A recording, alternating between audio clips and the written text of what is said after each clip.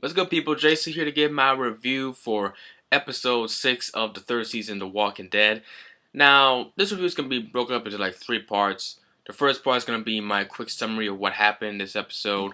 The second part is going to be my 3 favorite parts of the episode. And the third part is going to be my predictions for what might happen later on during the season, probably next week's episode also. A quick summary of the episode. This episode takes place after what happened last week with Rick, on the telephone. Someone was calling him from the prison, and it's someone who apparently is a part of a group of survivors, and apparently the caller was shifting through phone numbers and happened to call that exact phone number, and it turns out that they were shifting through the phone numbers, and the place they were calling was the prison. And Rick's talking to this person, trying to see what the deal's up with them, and try to see where they are. And later on in this episode, we got some interaction between Andrea and the governor. We got more development between their quote unquote relationship, if you know what I'm talking about. Then we got the confrontation between Michonne and Merrill. And this part right here was probably one of my favorite parts of the episode, the confrontation between Michonne and Merrill. So, Michonne, I already said before, Michonne is a straight up badass. She goes in there without hesitation, just cuts a guy's head clean off his shoulder, and she stabbed the other guy. She's getting shot at by Merle, and she's still going, man. It's just really awesome seeing her not, hesitate. She's like a wild beast. She is. She's like a completely wild animal. And Merle, he and this one guy, the only ones that are still alive after what happened. So they both go after Michonne, and while they're fighting Michonne, like this whole group of walkers come out. No one tried to attack them. Michonne manages to escape at that time, and Merle, no, I keep trying to remember, Merle and the other guy, whose name I forgot. Merle calls him Neil, but I think his name was Gonjulio, if I'm correct, Gonjulio. Um, Merle tells him that they gotta go back, tell the governor that she's dead, even though she's not confirmed dead. And Gonjulio wants to stay behind. He wants to keep going. And Merle, this guy is completely. He is completely. His rationality is just really crazy. He shoots the guy right there in cold blood because apparently they're in the red zone, which I assume is the area that's full of walkers.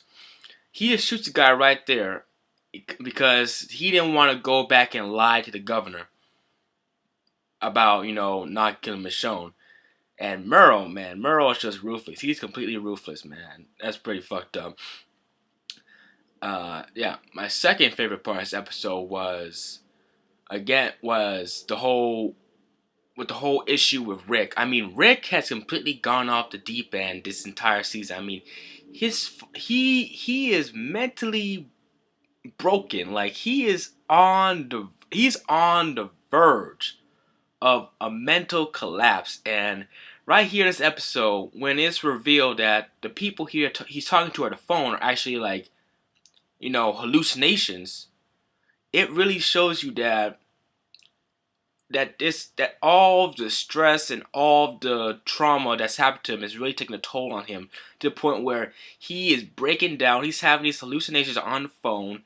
He's talking. The people he was talking to apparently were his previous friends, Jackie, I forgot who, Sophia, I think. No, I don't think it was Sophia. Jackie, Jim, Dale, the people who died in the group during the past seasons. And he's just talking to Lori on the phone. It's not really Lori, but he's just talking about how much he loved her and how much, he want to protect her, and it's just a very emotional moment for Rick. I mean, I feel very sorry for Rick. I mean, you can't not feel sorry for Rick at this point, man. I mean, this guy's been through hell. I mean, a normal person would have probably just completely lost it. I mean, he's lost it, but he's not like insane and completely insane yet. And I think that hallucination called Lori was pretty much an important thing for him, because it pretty much was probably the thing that motivates him to keep on going at that point. And my third favorite part of this episode was obviously everything involving was the part involving Merrill, Glenn, and I keep forgetting Monica. I keep forgetting her name.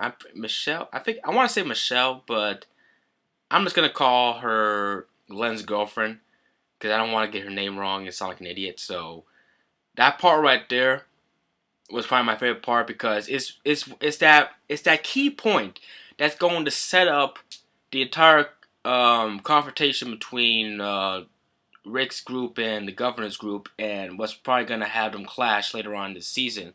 So that part right there is very important, of course.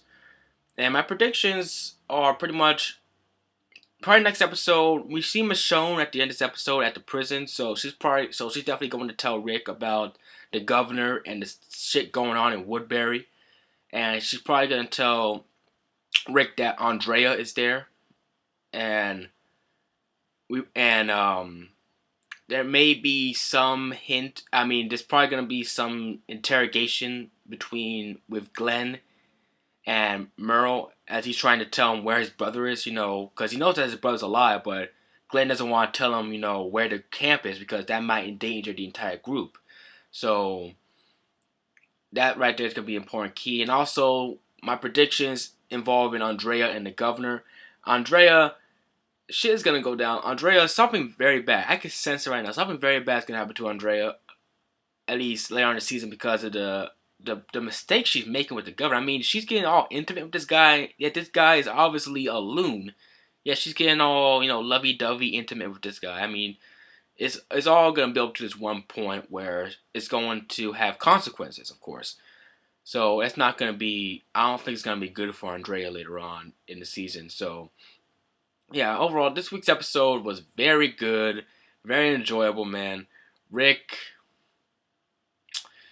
damn. So, yeah, this has been JC. Keep on keeping on. I'll catch you guys again next time. Peace.